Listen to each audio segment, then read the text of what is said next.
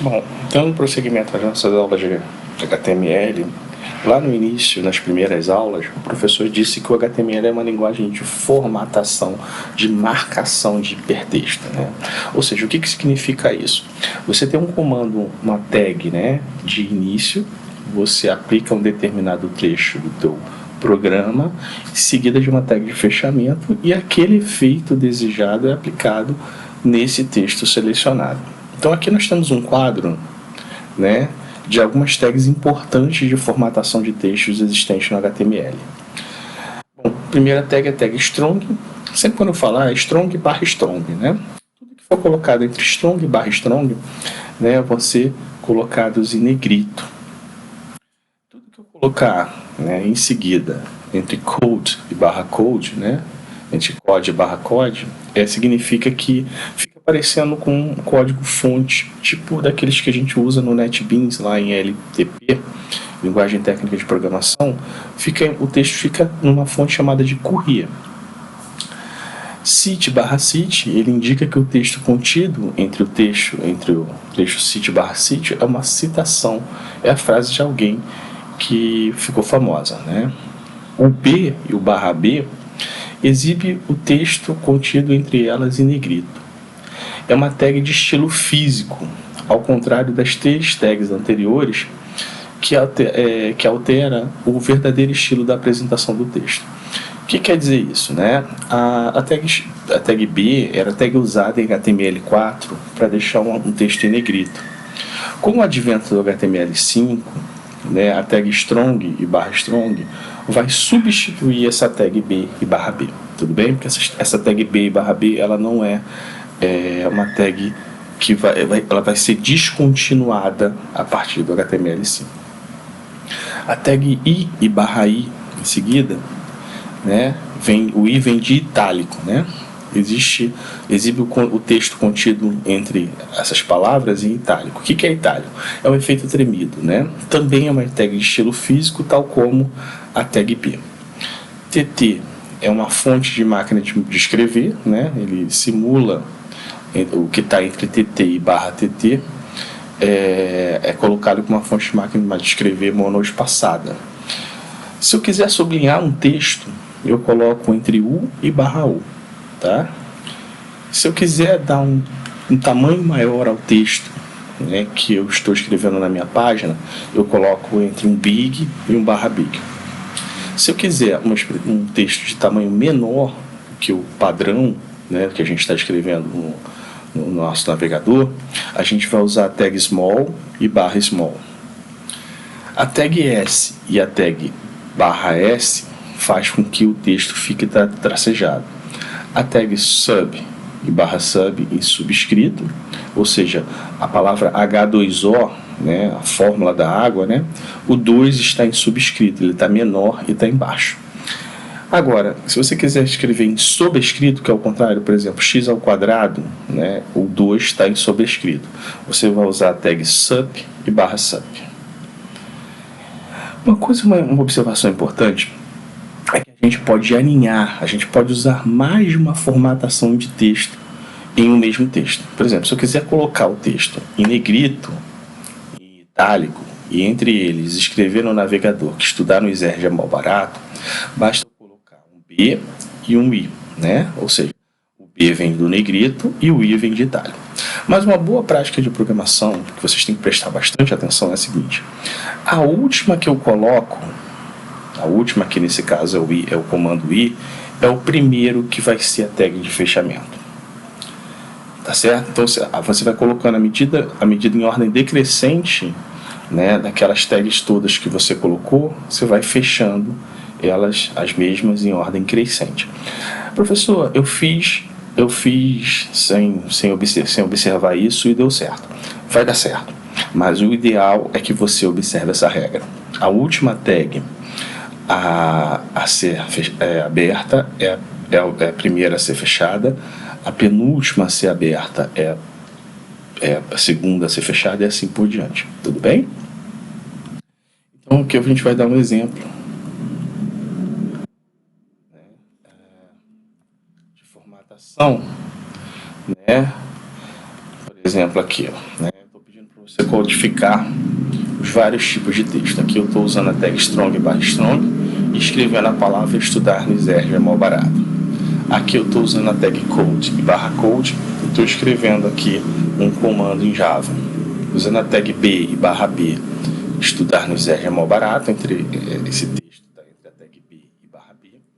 Itálico, estudar no Exerge é mal barato, está entre o i e o /i. Máquina de escrever, né, que é o TT. TT, fecha TT e eu escrevi importante ao coração. Sublinhado, U e /U, estudar no Exerge é mal barato. Botei o texto entre essas duas tags. Aqui eu estou usando o big e o /big, né? Big no início, /big no final. Aqui small e /small. Aqui eu estou usando o S e o /S até o N, tá? Estudar e o N. E aí eu estou escrevendo normalmente no meu navegador. Aqui, estudar no Exerge é mal barato em sobrescrito. Aqui, preciso de água. Posso beber água, professor? Esse 2 está em sobrescrito. E esse barato está com o comando sup e /sup. Esse aqui é sup e /sup, ok? Eu vou voltar no slide, porque eu acho que agora vai ficar mais interessante. Eu vou fazer algumas observações, né? Foi o que o professor falou. Quando você abrir uma tag, você fecha ela por último. A última tag a ser aberta é a primeira a ser fechada. A segunda observação é a seguinte. Antes de executar uma página em HTML, o arquivo deve ser salvo para que as alterações sejam aplicadas na prática. Então, toda vez que você mexer numa página em HTML, aperta no Visual Studio Code Ctrl e S ao mesmo tempo, ou vai em arquivo salvar, tá? Insira comentários contendo o autor da página, a data de criação e o objetivo dessa página. Por exemplo, autor Joãozinho das Couves, a data 1º de abril de 2024, e o objetivo do programa, página inicial do projeto final, né? Outra coisa, ao alterar a página, né, quem for alterar a página, for fazer alguma mudança adicional na página, você tem que inserir os comentários, a data de alteração e quais foram as alterações feitas naquela página. Tá? Isso são boas práticas de programação para você levar para o projeto final e para o seu ambiente de trabalho. Tudo bem? A gente trabalhar com o conceito de caminho físico de um arquivo, né? O que é o caminho físico de um arquivo, né? Todos os nossos arquivos do nosso computador são guardados em uma memória chamada de memória secundária, né? O que é essa memória secundária? Era uma memória permanente e era uma memória de que ele, quando você desliga o computador, você consegue armazenar esses dados lá na máquina. Então, antes de você criar a sua página, e quando você cria a sua página, e quando você executa a sua página, você precisa salvar essa página na memória secundária do seu computador, seja ele o pendrive, ou o disco rígido, ou HD externo, certo? Então, no sistema operacional, esse arquivo ele tem um caminho físico, né? O sistema operacional precisa saber o seguinte: essa página está salva no HD externo ou está salva no pendrive? Ela está salva na máquina ou está salva em um servidor? Então esse é o caminho físico de um arquivo, tá? Todo sistema operacional possui uma série de mapeamentos de disco, né? Que é a própria estrutura de diretório. Por exemplo, se você observar aqui, né, o nosso sistema operacional, ele mapeou aqui o disco C, o disco D e o disco F. Tudo bem? Então, ele tem isso é uma tarefa, uma atribuição única do sistema operacional. Ele vai ter lá quais discos, quais memórias secundárias eu estou trabalhando e quais arquivos estão contidos nessa memória secundária. Isso constitui o caminho físico de um arquivo, né? Então, a letra C, né, é geralmente a letra usada pelo Windows para mapear o disco principal. Está aqui, ó, letra C. Mas também eu tenho aqui um disco D, que é um outro HD que eu tenho na minha máquina, pode ser que na máquina de vocês não tenha, ou o próprio Windows que você instalou está no disco D. Então você tem que saber, sei lá, usando o Internet Explorer, o Windows Explorer, né, perdão, o Windows Explorer, ou chamado também de explorador de arquivos, né, você vai clicar no menu iniciar do teu sistema operacional, vai digitar explorador de arquivos e vai clicar aqui, e aí ele vai abrir lá qual o disco rígido que está, quais são os discos que estão mapeados no teu sistema operacional, tá? No meu são esses 3 discos aqui, tá? Eu sei que esse é um HD externo, eu sei que esse aqui é um outro HD interno e eu sei que esse é um HD interno. E lá, nesses HDs, nessas memórias secundárias, contém arquivos, né? Então aqui já tem um HD interno, um HD dentro da máquina, e aí tem vários arquivos. E aí pode conter a tua página em HTML.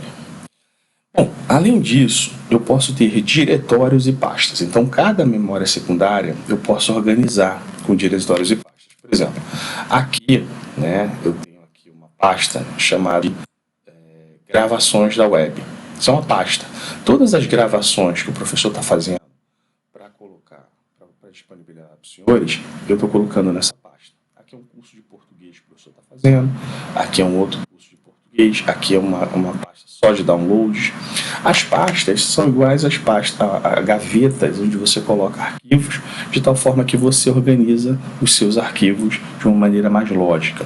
Tá? Então você tem a memória secundária e você tem dentro da memória secundária diretórios ou pastas. Dúvida até aí? Por exemplo, aqui eu tenho um disco C, né, e tem uma pasta chamada Diserge 20x0. Tá? Esse é o disco da memória secundária e essa é a pasta onde eu estou gravando meus arquivos. Então aqui, ó, eu tenho dentro do disco C da minha máquina, eu tenho várias pastas aqui. Tudo bem? E aonde eu gravo a minha página? Eu gravo dentro de uma memória secundária. Dentro de uma página, eu tenho um arquivo, uma página HTML, uma chamada de página A HTML.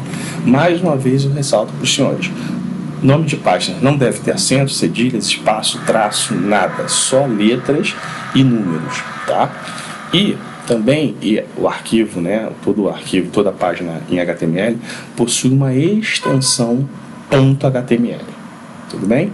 Todo arquivo, por exemplo, do Word possui uma extensão .docx. Todo arquivo do Excel possui uma extensão .xlsx. Ou seja, a extensão indica qual é o tipo de arquivo que eu tenho ali. Então, todo arquivo que termina em .html ou .htm é uma página que pode ser executada no navegador. Bem?